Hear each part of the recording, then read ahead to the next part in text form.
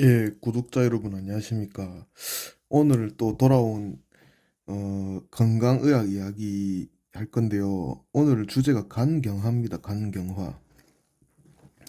우리가 간이 어떤 고형 조직에서 인체 장기 중에서 가장 큰 장기가 간입니다.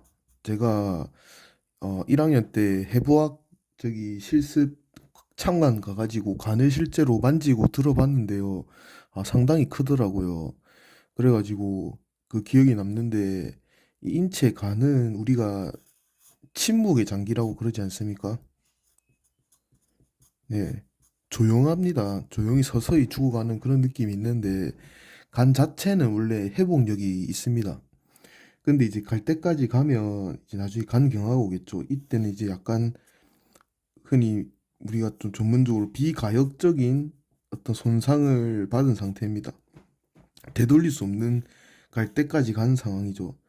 이때 이렇게까지 가면 보통 간 이식을 받아야 되는데 이식을 이제 받는다고 또 무조건 해결되는 것도 아닙니다. 네. 이게 면역이라는 게 이제 내 몸에 없던 간이 들어오니까 또 안 맞을 수도 있고 이식하면 그만이지가 아닙니다. 네. 예, 면역 반응이 일어나서 또 이식이 안 맞을 수도 있습니다. 네. 하여튼 이 간이라는 게 참 중요한데요. 우리가 간경화라고 하면 알코올성 간경화가 있고 뭐 아니면 B형, C형 간염에 의해서 아니면 담즙에 의해서도 간 경화가 올 수 있고 원인은 다양합니다. 근데 결론적으로 간 경화가 오면 갈 때까지 가면 이제 간 부전이 오겠죠. 간 부전이 옵니다. 간이 기능을 못 합니다. 그럼 간의 기능을 알아야 되는데요. 우리가 간 기능을 제가 딱 한 게 딱 바로 생각나는 건 해독작용입니다. 해독작용을 합니다.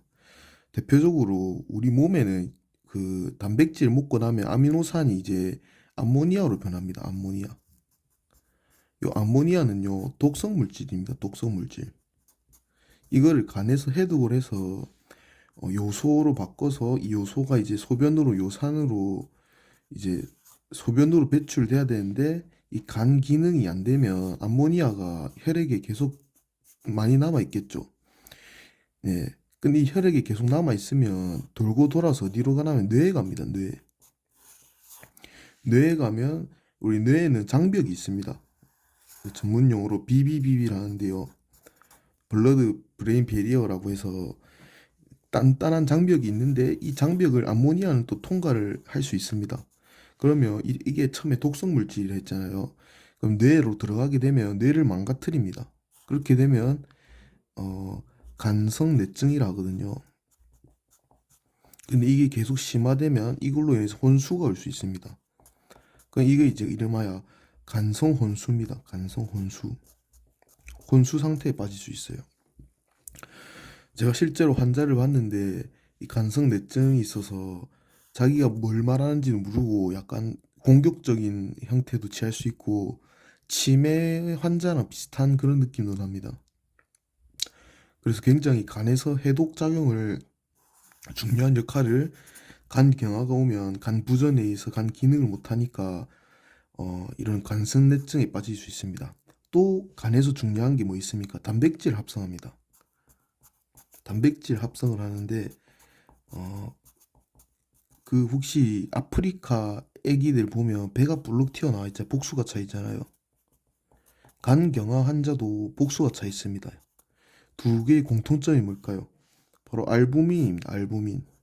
알부민이라는 단백질 때문입니다.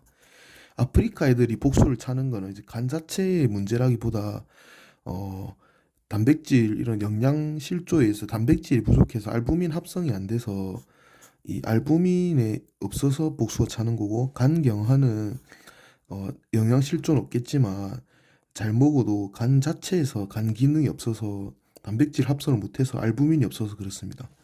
그럼 알부민이 어떤 역할을 하는지 알아봐야겠죠. 알부민은 간단하게 말해서 우리 이 혈관에 알부민이 있으면 이 혈액이 바깥으로 못 빠져나가게 막아준 애입니다. 요거를 전문용어로 이제 교질산토압이라는데 교질산토압을 적당히 유지시켜 줍니다. 만약에 알부민이 없으면 이 혈관에 있는 혈액 수분이 다 밖으로 빠져나갑니다. 밖으로 빠져나가면 조직에 이게 쌓이겠죠. 이 수분이. 그럼 이게 부종이 되는 겁니다. 부종. 여기 이제 배에 있는 부종은 복수겠죠. 네, 그 부종과 복수가 생길 수 있습니다. 간 경화가 오면. 이게 다 알부민 때문이죠. 알부민이란 단백질인데 간에서 단백질 기능이 부족으로 단백질 합성을 못하니까 이렇게 될 수 있겠죠. 또 간에서는 뭘 하냐면 응고인자라는 것을 형성합니다. 응고인자라는 거를 형성하는데 이게 말 그대로 혈액 응고를 시키는 인자인데요. 제가 이거 1, 2, 5, 7, 9, 10번 이렇게 형성하는데 이 응고인자가 간 기능 부전으로 인해서 간 경화가 있으면 응고인자가 생성이 안 되면 출혈이 많이 발생하겠죠. 응고가 안 되니까 출혈이 과다 발생합니다. 그러면 또 어떻게 돼 있어요? 헤모글로빈 수치가 떨어지겠죠. 출혈로 인해서. 그러면 또 어떻게 빈혈이 오겠죠. 악순환입니다. 악순환. 네. 그래서 제가 봤던 환자는 알코올성 간경화가 있었는데요. 그분이 헤모글로빈 수치가 거의 5점대까지 떨어진 걸 본 적이 있습니다. 네, 5점대까지. 수혈을 해야 돼요, 이러면. 그래서 실제로 수혈을 막 많이 하더라고요. 보통, 보통 한 12, 13, 14 이 정도 나와줘야 되는데, 5점 몇이면 수혈을 해야 됩니다. 네. 그리고 또 뭐가 있을까요? 간 기능이라 하면. 어, 간이 또 많은 역할을 하는데,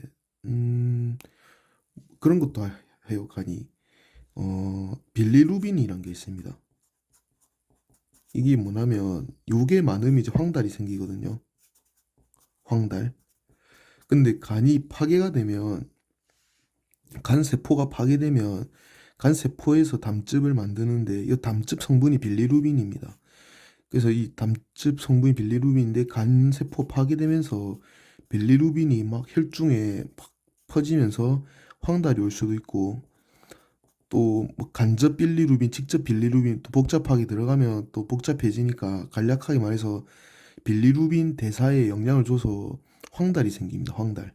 노래지는 거죠. 황달이 생길 수 있겠어요. 간경화가 오면. 그 외에도 정맥류라는 게 있습니다. 정맥류. 또 생각나는 대로 지금 얘기하는 건데 정맥류라는 게 있습니다.